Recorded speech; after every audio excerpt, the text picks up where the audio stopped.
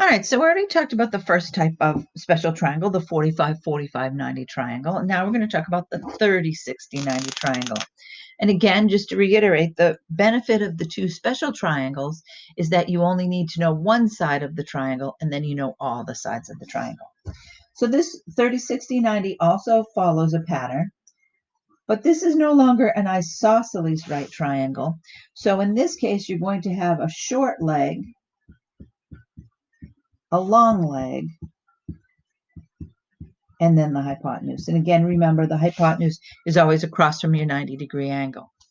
So now in this case, your short leg is going to be your most important leg because that's what all the other sides are built off of. So if your short leg is x, your long leg will be x times the square root of 3, and your hypotenuse is 2 times x. So once again, if we take a look at an example, if I said my short leg was 5, that means x would be 5.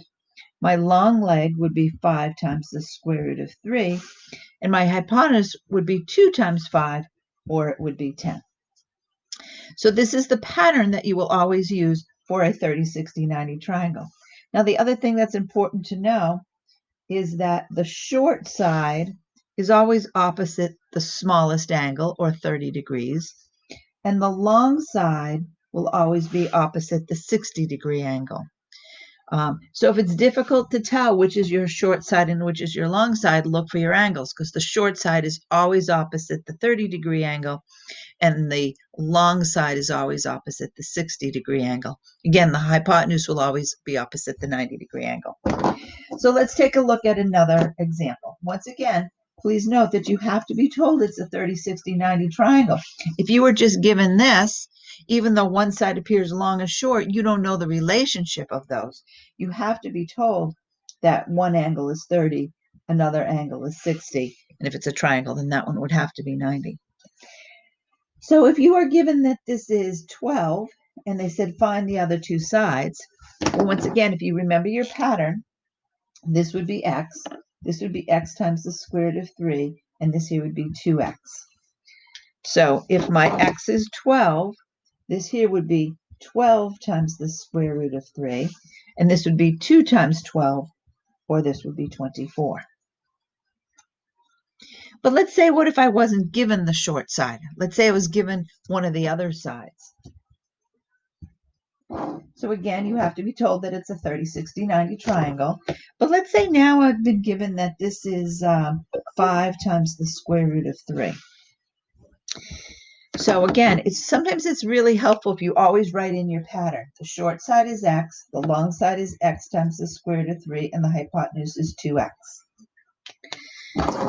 Well, just like when we looked at the pattern for our 45, 45, 90 triangle, if this is 5 times the square root of 3, and I know it's going to have to be x times the square root of 3, it's obvious that x has to be 5. So if x is 5, then I know that this has to be 5, and this has to be 2 times 5, so this will be 10.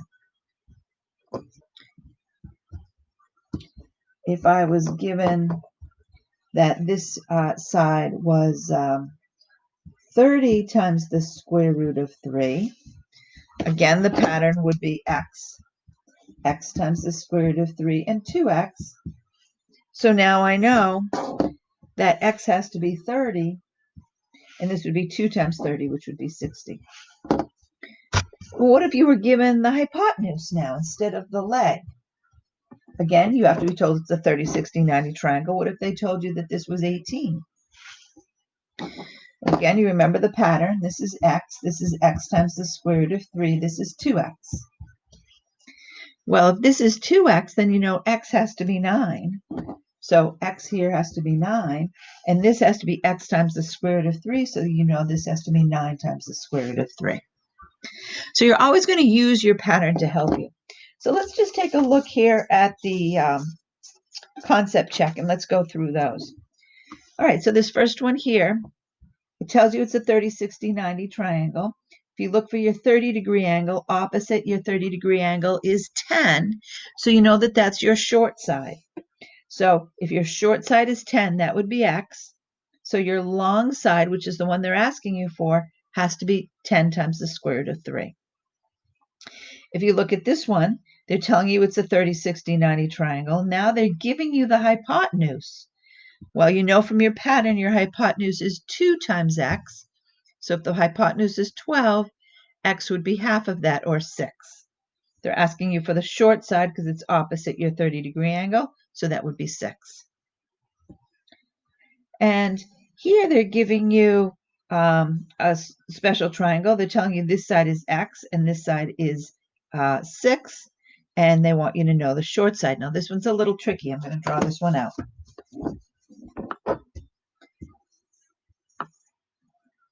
And the reason this one is tricky is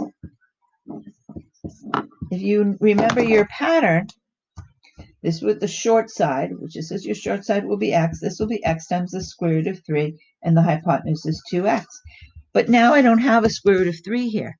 So I have to take, in order to find x, I have to take 6 and divide it by the square root of 3. If I go to my calculator, I'm going to take 6 and divide it by the square root of 3. The square, start again. 6 divided by the square root of 3, and I'm going to get 3.5 if I round it. So now I know my short side is 3.5.